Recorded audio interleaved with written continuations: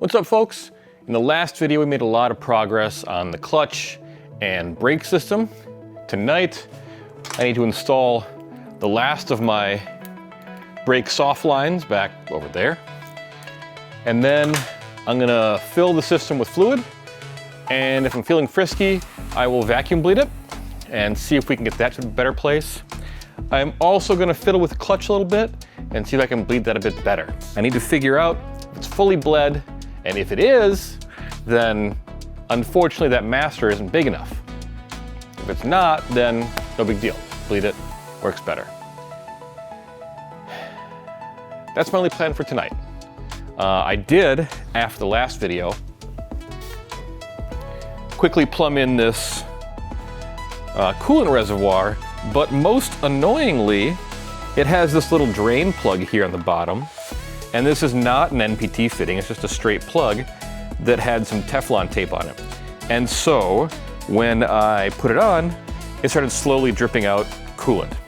So I tipped it on its side, used some red gasket maker, or whatever you want to call it, on there, let it sit overnight, and hopefully today, I can put this guy back into place ever so carefully with one hand, which works great.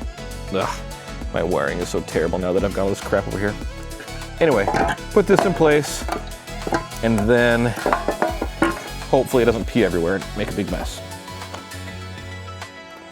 This is not a pressurized system, so it's fine. Anyway, that's the plan for tonight. Let's get started. Right over here is the stock soft line. There's a spring clip on the opposite side that keeps it there. So I'm gonna pop that off, and then I should be able to use my, actually I'll leave it on for now. I'm gonna use my flare nut tool to get that hard line loose and off there, and then I'll pop it off. There's no good place for you, sorry. I'll just have to show you when I'm done. Okay, I got the soft line attached up here, spring clip back on, soft line attached here. So, I suppose the only thing left to do now is to fill it with fluid and start vacuum bleeding it. Sure, why not? Let's do that. I've gone around now using my vacuum bleeder and bled all four corners probably 7 or 8 times now. I would bleed them, hit the brake pedal, put pressure through it that way, find a leak, tighten it up, bleed them again, and kind of repeat that process until finally I got them all bled. And now I've got pretty darn decent pedal feel. I think. It doesn't bottom all the way out. It is putting pressure on the calipers. I've never run boostless before, so it's my first time. I'm gonna have to fiddle with it a bit. But the pedal doesn't feel spongy and useless, so that's good, I think. I'm gonna quickly hook the air bleeder up to the clutch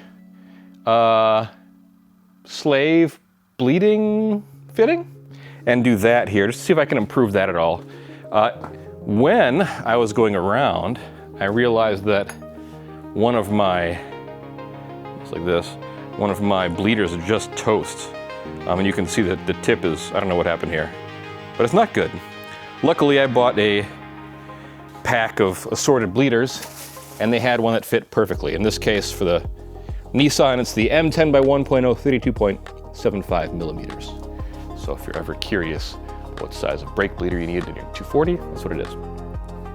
Additionally, I do not see my coolant reservoir leaking at all. So, potentially 2 things checked off tonight. That'd be awesome. I'll bleed the clutch with the air bleeder. Maybe it makes a difference, maybe it doesn't. I don't know, we'll find out. And that'll be all for tonight. I decided to plug in the battery and start the car to see if the brakes would brake and clutch would clutch. And clearly I've got some tweaking to do. So the clutch is a little bit better, but it still isn't fully extending the actual slave cylinder to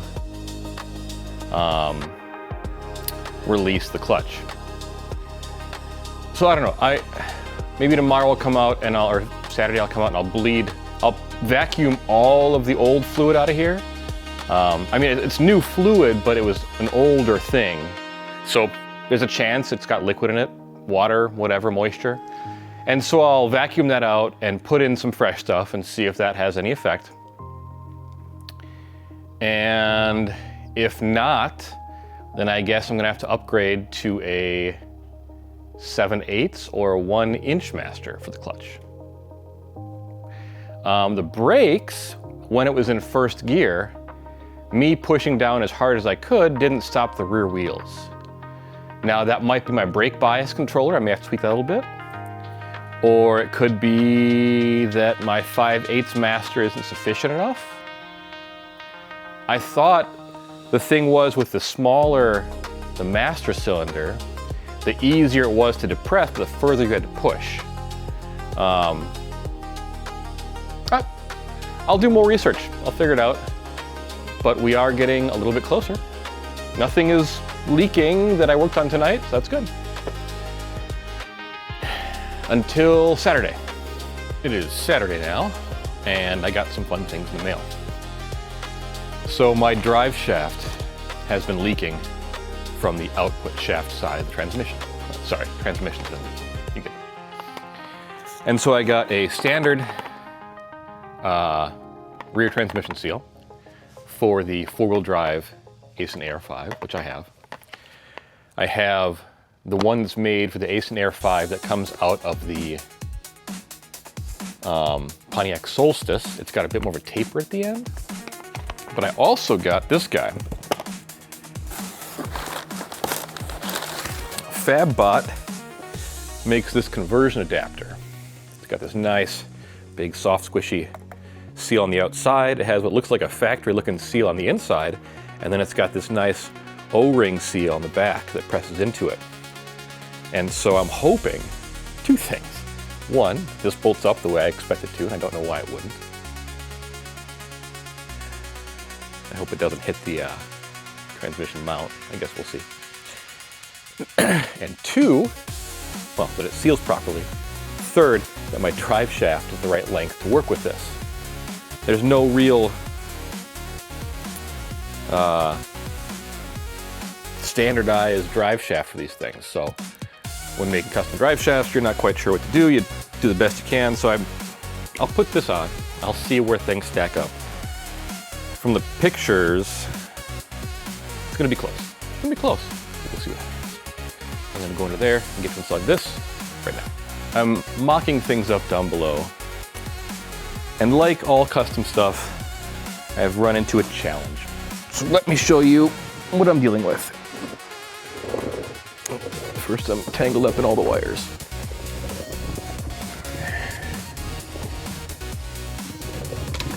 Okay. So, this FabBot piece is cool. It's super beefy, it's well made, it fits perfectly.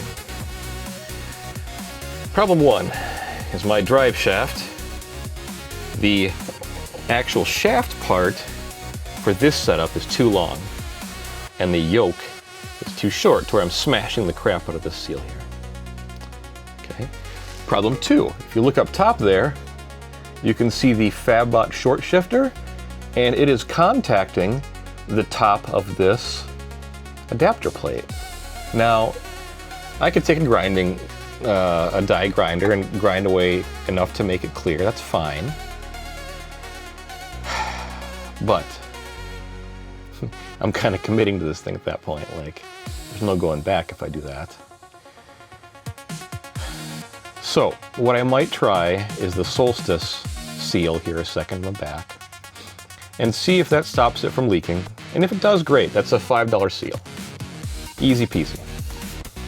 If it doesn't, then, well, then it's time for grinding down this thing and modification of the drive shaft. So let's do that. So this is the Solstice seal here.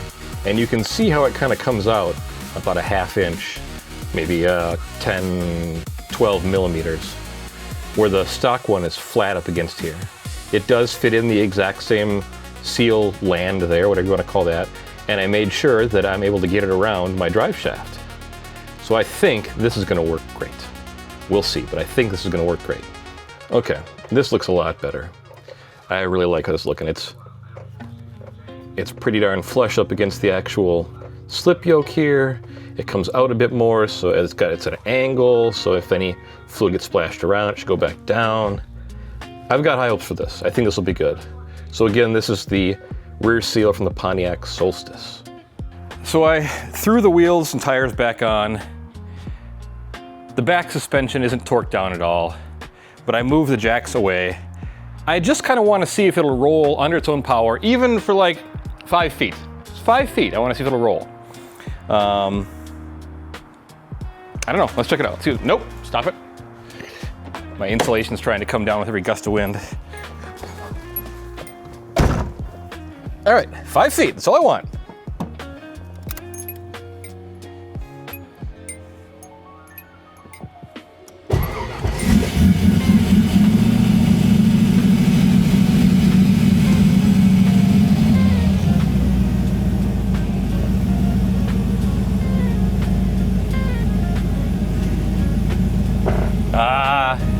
Can't get into reverse.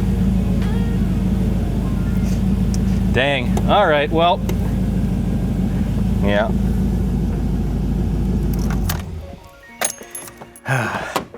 Well, that's too bad. I was really hoping I can get it to roll, but it won't get into gear fully. And that was part of my fear, is that I just don't have a big enough clutch master. So I upgraded from the 5/8 to the 7/8. Still not big enough. So I'll have to go either, I can go 1 inch. No, sorry, I'm 3/4. I'm 3/4, so I can go 7/8 or 1 inch, we'll see. Darn, I was hoping to have something cool for you guys. Hanging out in the shop today, it's Sunday now, and I wanted to try and tackle kind of something fun. I've been working really heavily on the LS swap. It's a never-ending thing. It is what it is, it's okay. But I want to do something kind of fun that made me feel good and give me some more visible progress in the car. And so I kind of mocked up the front end the other day.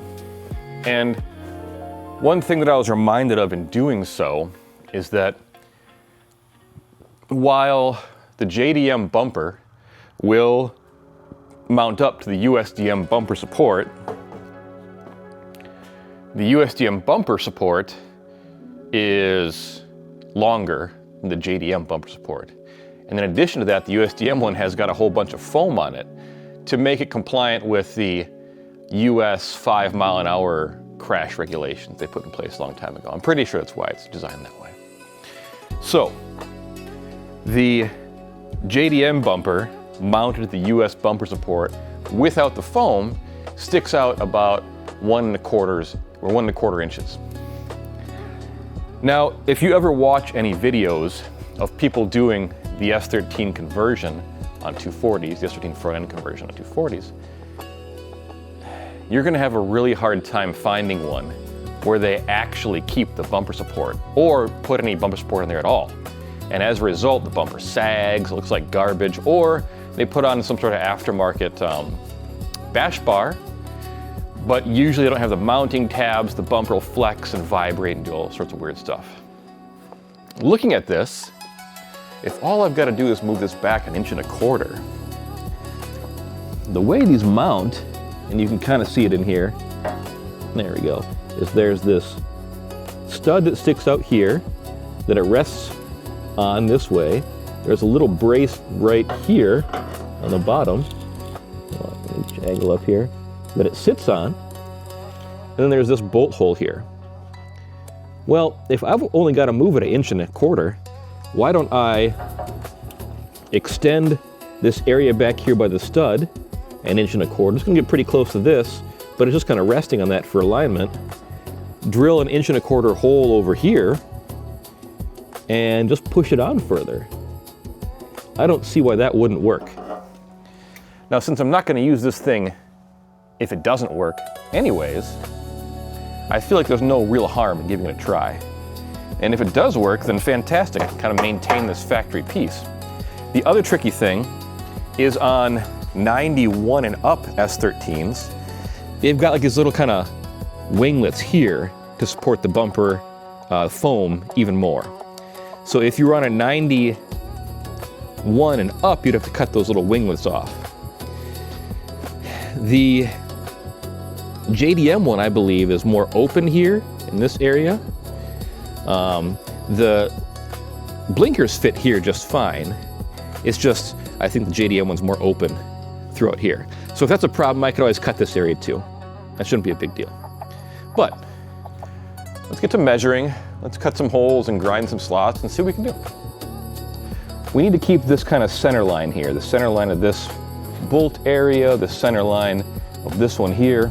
And so I grabbed a straight edge, and I'm gonna hopefully be able to kind of place it in an area that's right in the center of these guys. And I'm gonna mark, let's at the center. Looks like the center, right? Yep, sure, great. So I'm gonna come down here. Yep, I like that one right there. Like kind of the inside of this one. I'm just gonna do my best to draw some sort of line here. Okay, yeah, I'm by that. And so now we need 1.25 inches further down that line. So if this one is here, yeah, then I'm gonna end up grinding this whole part away here. Okay, that's fine. So what I might do then is weld some sort of support here so it's got something to sit on. That's fine. All right, so we've got some starting point here. I do not believe this is ultra mega hardened 3000 steel, so it shouldn't be a huge pain to drill and cut.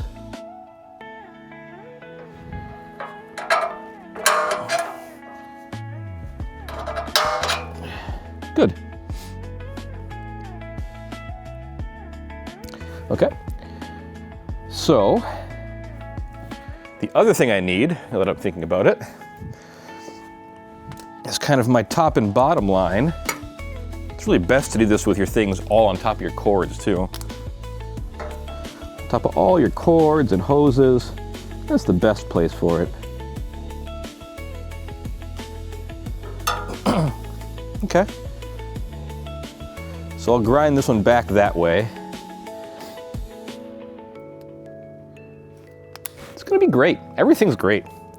It's just metal. Just metal and screws and bolts. That's all it is. It's just metal. Where'd my nice drill bits go? I've really got to clean the garage.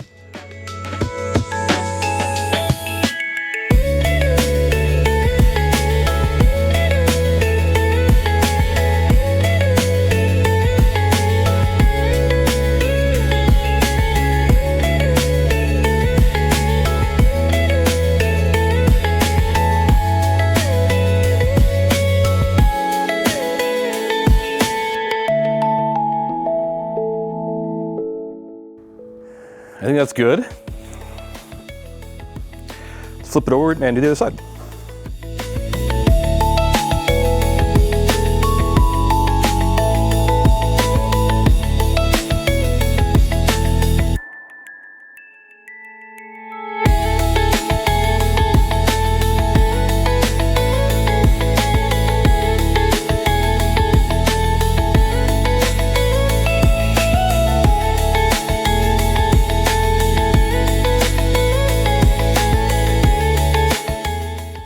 And both sides are super close to this little hole here. So we can assume both sides are pretty equal, which is great.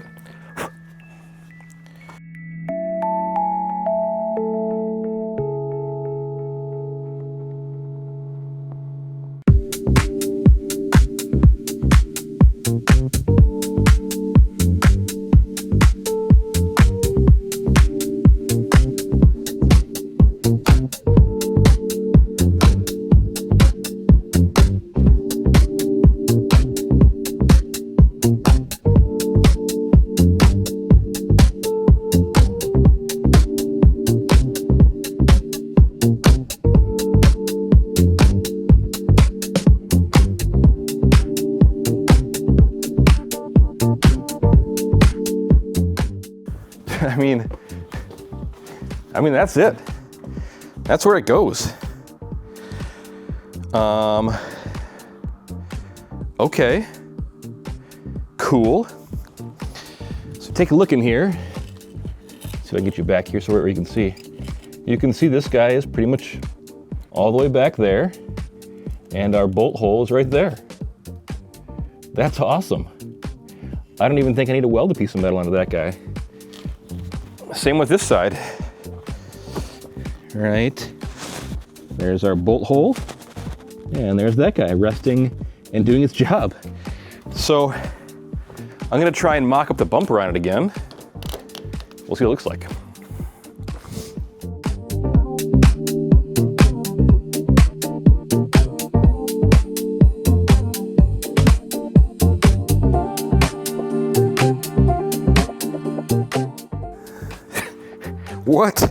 What is everybody's excuse for not doing this? I drilled a hole and I hit a part of it with an angle grinder. It took me 20 minutes. This isn't fully mounted up yet, but when it is, it'll fit nicely. This can be adjusted a little bit here. There's no excuse. There's no excuse. Look at this. It's not even bolted in yet. There is no excuse to not do this. That's cool. I'm excited. Let's set the grill in place just because.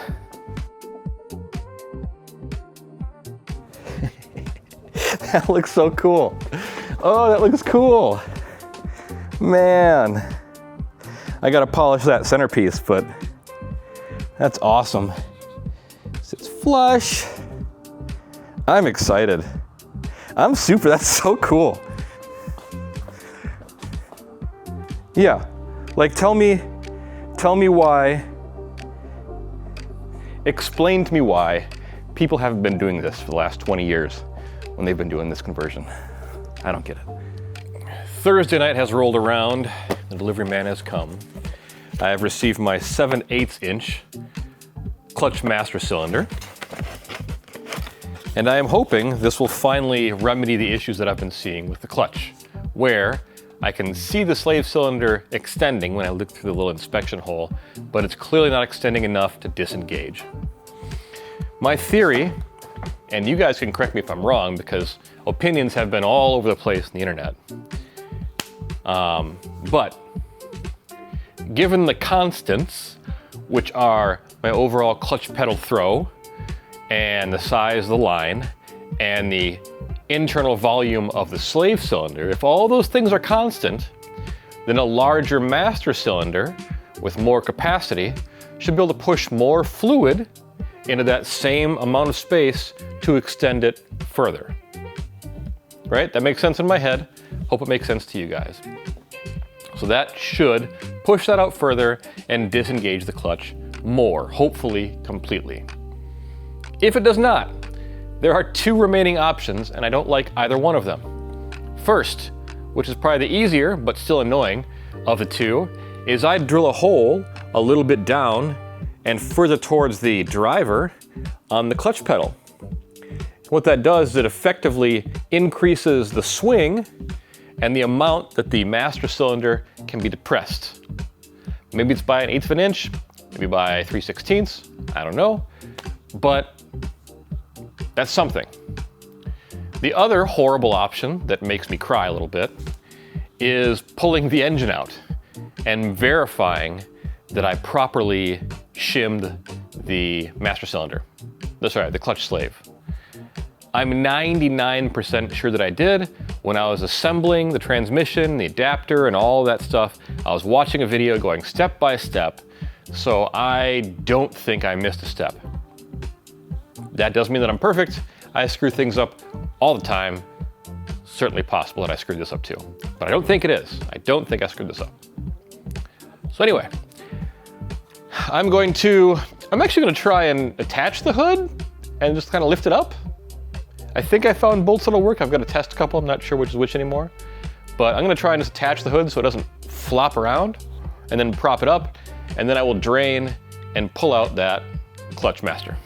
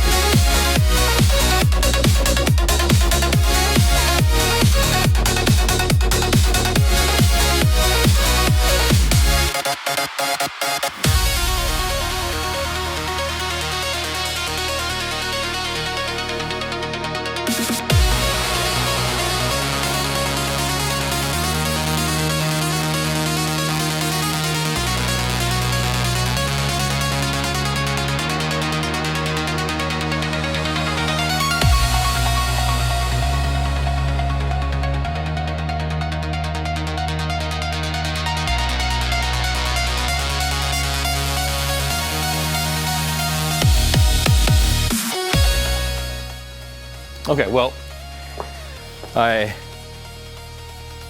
depressed the clutch pedal a few times to push out any fluid in the lines, hopefully get any air bubbles out of the lines, and then I vacuumed it while the clutch pedal is still down. I closed it and then I let the clutch pedal up. I have what I believe is good clutch feel, and it seems to be disengaging pretty well when the engine isn't running. Let's try with the engine running.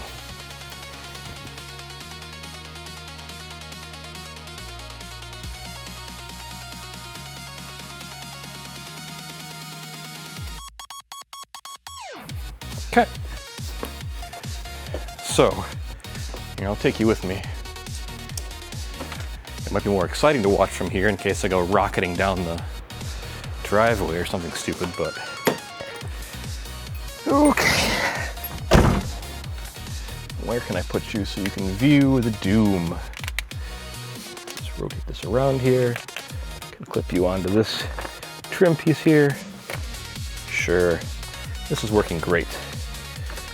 Working great. Okay, start it up. That clutch is solid, I'll tell you that much.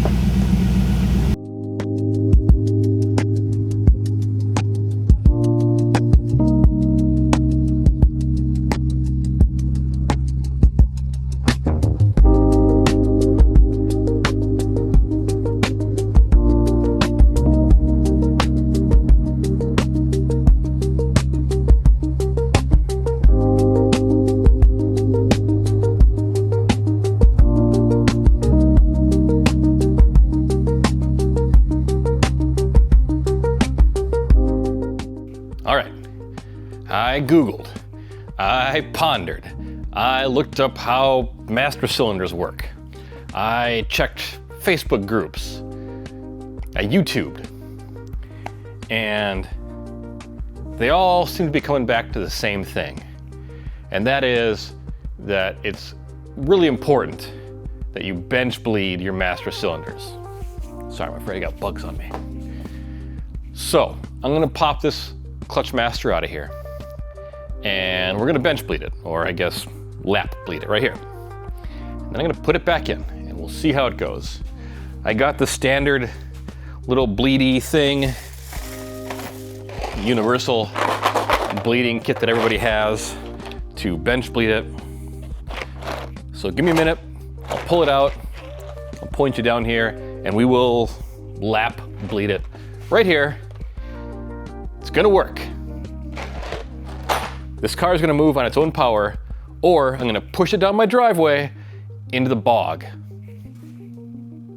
Sorry to make you look at my bald head and crotch, but this is where all the magic's happening right now. So the idea behind bench bleeding your master cylinder is that there is a very high potential for air bubbles to get into an area of the master cylinder that is difficult or impossible to clear out while it's on the car, for a number of reasons. The angle, if it's pointed down a little bit, you're gonna get caught in the back here, or the fact that you might not be able to depress your master cylinder completely with your clutch pedal, so they get caught kind of on the end there. So there's a few different a few different thought processes there as to why one may or may not work. And so this kit here comes with a little nipple, which you put in there,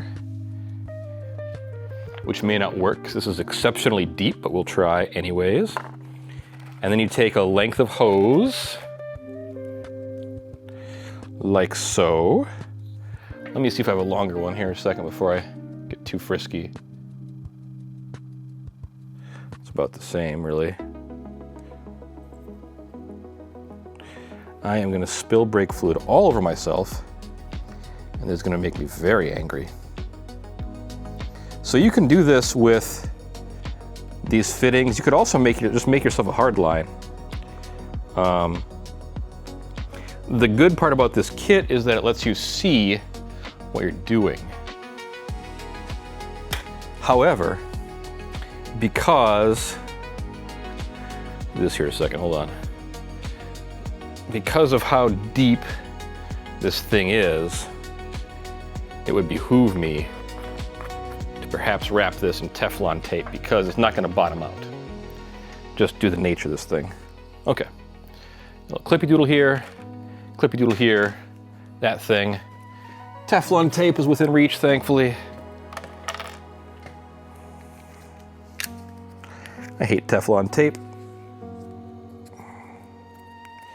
I always wrap it the wrong way.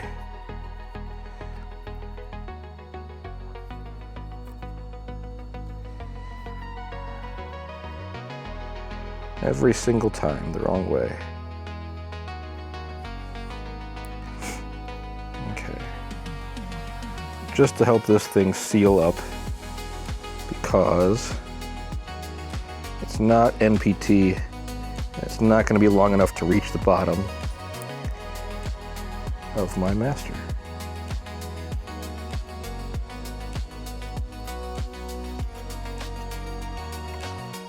Okay.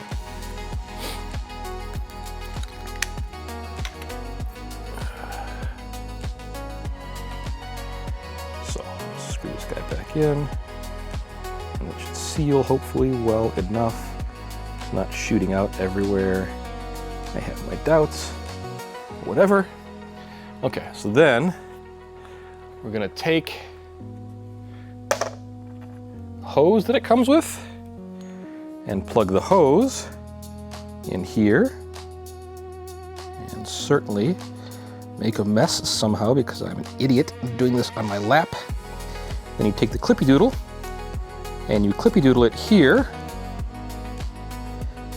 and you need to put the hose in deep enough so that it is submerged in the brake fluid, because it's going to pull fluid up through the hose as well as push it down with the hose.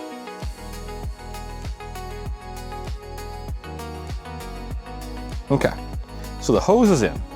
Now what we should see then is fluid coming out of here. The first few pumps will be just a lot of air.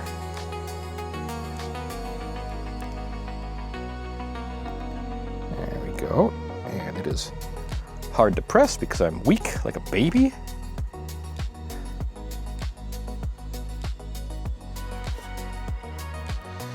Oh, I'm gonna make such a mess doing this. I'm gonna use my legs to try and kind of squeeze it here.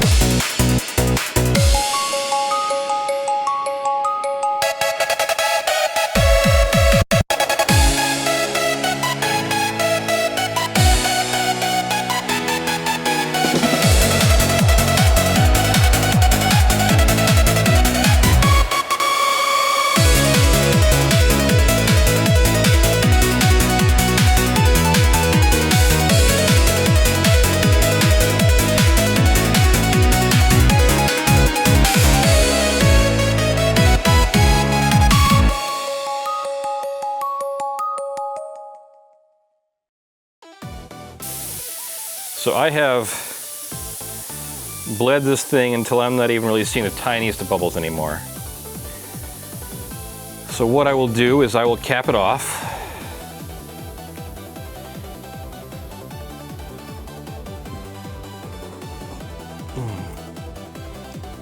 And cap.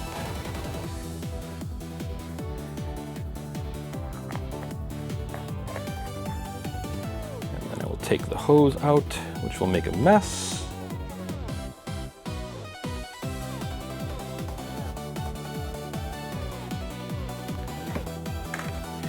So now in theory, that should be bench bled. Good. That's good.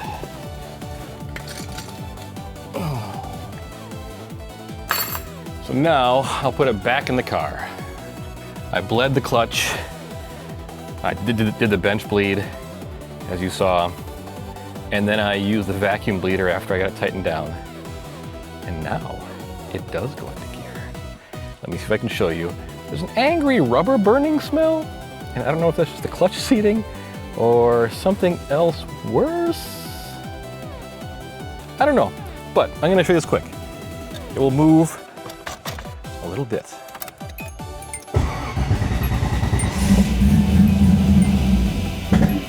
I don't know why it doesn't like cold start or warm starting. Okay, so into first, nice and easy. Into reverse, nice and easy. And if I let off the clutch, just a little bit, just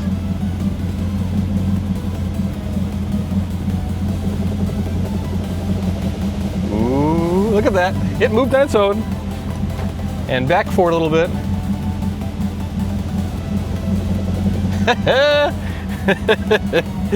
Oh. Now it's got kind of a weird sound where I remember torquing down every single flywheel bolt and the bolts in the clutch, pressure plate. I remember it. I know I did it. So I don't know what that little is. But the fact of the matter is, it does shift through all the gears now, and it moves under its own power for the first time in like 7 years. And that's amazing. Oh, that's cool. All right.